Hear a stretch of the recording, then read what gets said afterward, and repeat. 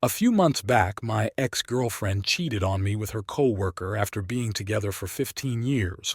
She was married once before and got cheated on, so when we started dating, she wasn't eager to jump into marriage again. We were content being boyfriend and girlfriend, and that worked for us. Unfortunately, she couldn't have kids due to a past accident. Despite that, we shared everything like a typical married couple, from our finances to our house, which we both owned 50-50, except for the marriage certificate.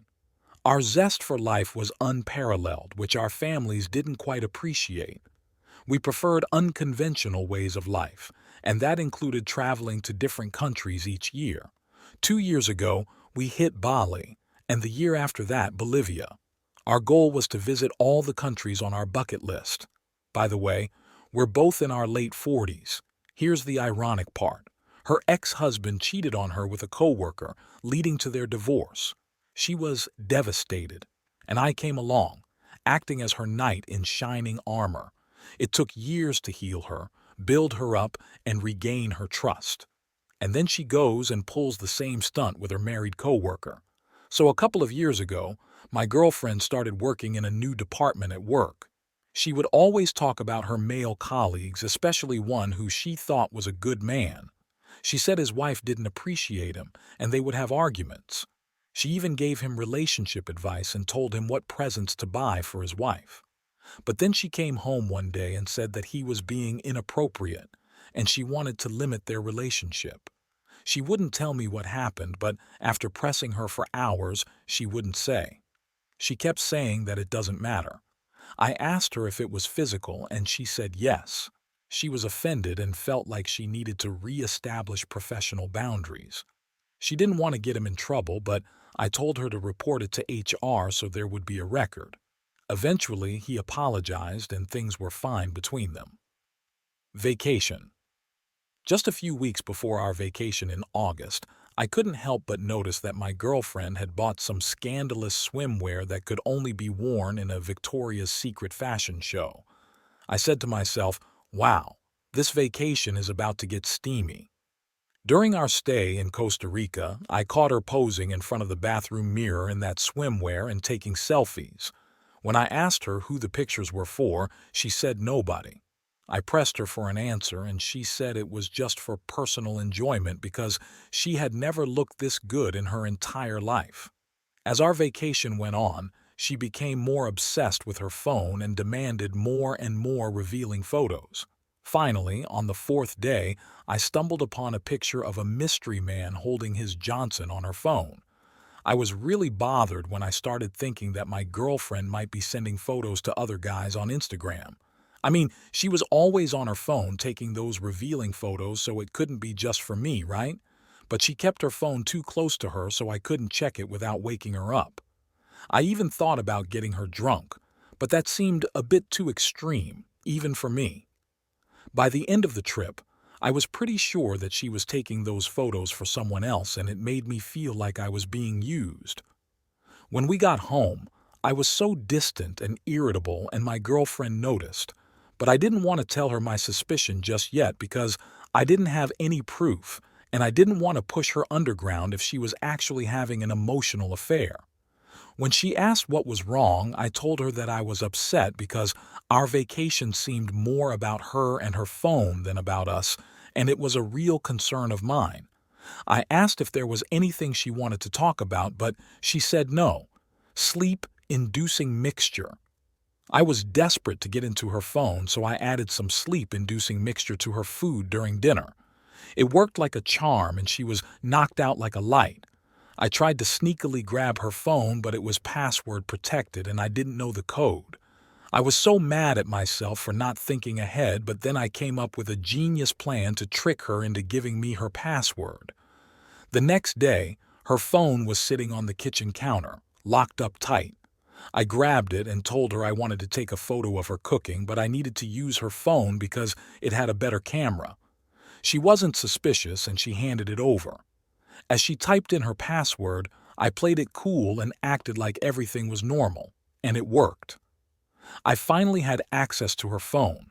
I spiced up my girl's dinner with a little something to help her sleep deeper again, and took the opportunity to check out her phone while she was out. Turns out she's got a bunch of thirsty guys messaging her on Instagram, but she's too classy to respond or send any pics. But then I got curious and decided to snoop some more, and it looks like she's got a thing going on with her married coworker. They were careful not to be too explicit in their texts, but it was pretty obvious to me what was going on. He was asking for pics and saying goodnight and stuff, and even though she spends all day with him at work, she was texting him more than me. And of course, all the incriminating pics were deleted, but little did she know that the phone saves them anyway. Rookie mistake, babe. So the next day I went on a wild goose chase to find a good SMS spy app to snoop on my girlfriend's phone. 2 days later I spiked her food again and installed the spy app. The next morning I called her out on her affair with her coworker. She denied it, so I demanded to see her phone. She reluctantly handed it over, but little did she know I had already seen all the incriminating text messages through my spy app. I then proceeded to show her the unclothed photos of her coworker in her phone gallery, and her face turned redder than a tomato. She tried to lie her way out of it, but I wasn't having it. I reminded her that she willingly sent her pics to him, and that's still considered cheating. When she tried to make excuses, I told her that the relationship was over and that I would confront her coworker. She begged me not to involve him, but I wasn't backing down. He disrespected me and his own wife by sending those photos to my girlfriend. We had a massive fight that morning before I left for work. I then drove 45 minutes to her workplace and waited for her and her affair partner to return from lunch. I waited for them to show up feeling like a ninja in the parking lot. I knew my relationship with my girlfriend was done, but I wanted to make a scene anyway. I wasn't going to let that punk off the hook. He disrespected me, so I landed a soccer punch on him as soon as he stepped out of the car. He didn't go down, but he was definitely wobbly. Some of their coworkers saw the whole thing while my girlfriend tried to hold me back. I called her a 403 inches in front of everyone and told them they were both avoiding each other. She was too scared to fight back and didn't know whether to run inside or drive away. I kept on offending them as more people showed up. My girlfriend kept pleading for me to leave, bawling that I'd ruin her life. I got back into my car and drove away after saying my piece. That night, my girlfriend didn't come back home, and she texted me saying I was the worst human being ever. She kept denying the affair and claimed that I ruined her life with my false accusation. I told her I have a female coworker and I never send her those kinds of photos. I told her she could leave if she wanted, so she went to stay with a friend. The next day, she came crawling back, begging to stay in the relationship. I was hesitant, and I told her that I couldn't take her back now that I knew she was hooking up with her coworker. So for the next couple of weeks, my girlfriend and I were living together like two strangers who happened to share the same roof. Eventually, we started talking again and things started to get back to normal, whatever that means. I'd been spying on her texts and it seemed like they had stopped communicating, but she wanted us to move on and forget about everything that had happened. I, on the other hand, wanted her to confess to everything. She finally admitted to exchanging some photos and having an emotional affair, but she denied that anything physical happened between her and her coworker. Unfortunately, the spy app didn't give me any evidence of a physical affair, so I decided to work on our relationship and we were doing fine. She even found a new job the next month and everything seemed to be back to the way it was before she cheated on me, but my world was shattered again when I saw a suspicious charge on my credit card for $350 for a pair of men's shoes and some other expenses. I was shocked when my girlfriend gave me a pair of shoes that weren't my style, and I suspected that they were meant for someone else. I tried using a spy app to monitor her texts, but it didn't work with her coworker. Then I remembered some relationship advice that says affairs can go underground, so I thought she might have a secret phone. I sneaked into her car at night to find it, and to my surprise, I found an old flip phone under the seat. It wasn't password protected, and all their incriminating texts were right there for me to see dating back to the time when I confronted them at their job site. So I snooped around and found out that my girlfriend was buying gifts for her side piece to get back in his good graces. They were meeting up in hotels and even my own house for some steamy action, and of course it was all right there in their text messages. I took a bunch of pics of those messages, and let me tell you, they were longer than the line at the DMV. From what I could see, she was the one pushing for everything, but it all fell apart when the guy got the boot from work because of their little rendezvous. Still, she was head over heels for him, sending him these epic messages while he just replied with a K or an emoji. But I had a plan. I had cameras all over my house, so if they came over, I would catch them red-handed. I even slept on the couch just in case they showed up, and I gotta say it was a pretty low point for me. I mean, I wasted 15 years of my life on this woman, and who knows how long she had been stepping out on me. And to top it all off, I found out that I was just her backup plan while she was trying to get with some married guy who was practically young enough to be her son. Oh, and by the way, she can't have kids because she messed up her womb with a botched termination. The next day, I woke up early and bolted to work to avoid seeing her face. I couldn't concentrate on work and just wanted to go back home to check if the camera had recorded my girlfriend and her fling sneaking into my house. When I finally got home, I discovered that the camera's memory had been wiped clean, leaving only a week's worth of footage. I felt like I was stabbed in the back. Not only did she buy a burner phone to keep her affair a secret, but now she's also wiping the camera footage to cover her tracks. When she came back home, I was waiting for her with all the incriminating text messages on full display. I confronted her about the affair, and she couldn't deny it since the text messages from her burner phone were right there. She admitted to having a 2-year-long affair with him and even claimed to have loved him, but now she's realizing that she was being used by him. He promised to leave his wife for her, but it turns out he was just trying to get into her pants. I told her that I understood that his wife wasn't treating him well, but what did I do to deserve this kind of disrespect? Did I miss something? What was it that made him want to smash my girlfriend instead of staying loyal to his wife? So, this chick I've been with for a long time suddenly wants something different, claiming I'm not as romantic and pampering as I used to be. But when I caught her in the act, I showed her receipts of her buying expensive stuff for her affair partner, who wasn't even buying her anything. She couldn't come up with any excuse and went silent. Later, I confronted her about the missing camera footage, and she denied knowing anything about it. But when I showed her the text messages of her inviting the dude to our house, she had nothing to say. I told her that we should just break up and go our separate ways. She begged for forgiveness, but I wasn't sticking around for that. I even called a real estate agent to sell the house and split the profit 50-50. She told me to sleep on it, but I already had, and that was my final decision. It's a good thing I caught her before she could use any more of my hard-earned cash. The next day, I gave a buzz to a real estate agent, and he put the house up for grabs. Dumping someone you've been with for 15 years ain't a walk in the park. It took me a while to come to that decision. I finally realized that she just wasn't into me as much as I was into her, and it was time to call it quits. I thought I'd be with her till death do us part, but that's what I get for thinking too much.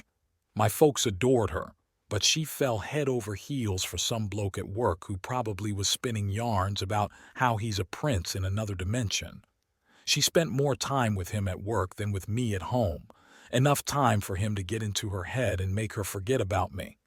This guy was married with kids, yet he was envious of me and wanted what I had. If I were his wife, I'd want to be informed of the situation, but that's none of my business.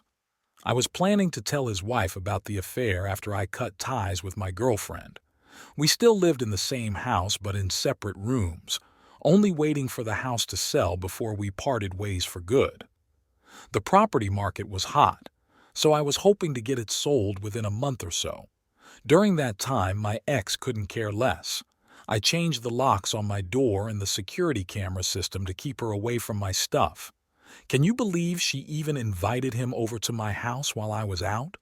She knew he was using her, and yet she still dodged him even in my own home while I was at work. If only my security camera had Wi-Fi to alert me, I would have caught them red-handed. Even though my ex is now my housemate and we're no longer in a relationship, if I had caught that guy in the act, I'd make sure he didn't leave alive. But I'm not a murderer, so I'm good. 12 years ago, we purchased the house and owed around $160K on it.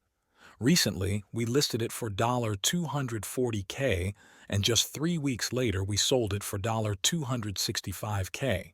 After paying the necessary fees and taxes, we split the leftover cash. I probably should have just let it go, but I made a promise to myself that I would expose her scumbag lover. The level of disrespect they showed me is just unacceptable. She even made me take pictures of her to send to him.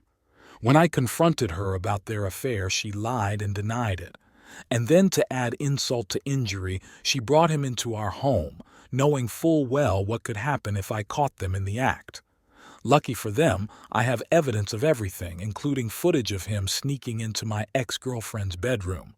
It's not pretty, but I'll be damned if I let them get away with it. It wasn't easy to find who his wife was and where the affair partner lives with his family. As I approached his wife, I found her to be a confident and sociable person with whom it was easy to converse. However, when I revealed to her that her husband was having an affair with my ex-girlfriend, she became very anxious and demanded that I provide her with all the details right away. I explained to her that I didn't have all the evidence at that moment and that I intended to show her some text messages and video footage.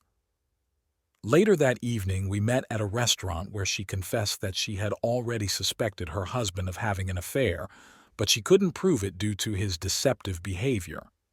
After some discussion, she agreed to meet me for lunch after work, and when she arrived, things were a bit tense between us. But being the jester that I am, I decided to lighten the mood and crack a joke about us having a little closeness session, and you know what? She actually chuckled. Maybe she was into it, or maybe she was just being sarcastic, who knows? After that, we swapped some hilarious stories about how gross our respective partners were. It was a bonding experience, really, and before we said goodbye, we exchanged digits. Now I didn't end up calling her for a one-night stand, but I did get a call from my wife's affair partner.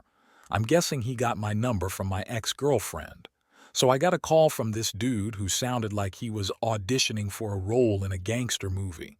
He was mad that I talked to his wife about their little affair, and he was threatening to end my life for it. Good times, huh? Anyway, turns out his wife left him, and now they're battling in family court. I bet he's regretting getting involved with my ex-girlfriend in the first place. Speaking of which, she texted me a few times saying sorry for bringing her scumbag man to my place when she knew I had security cameras, but you know what? I think she was just trying to hurt me because I ended things between us. She can't seem to see that she's the one who messed up. Instead, she's hoping I'll just take it up while she fools around behind my back. Yeah, that's not happening.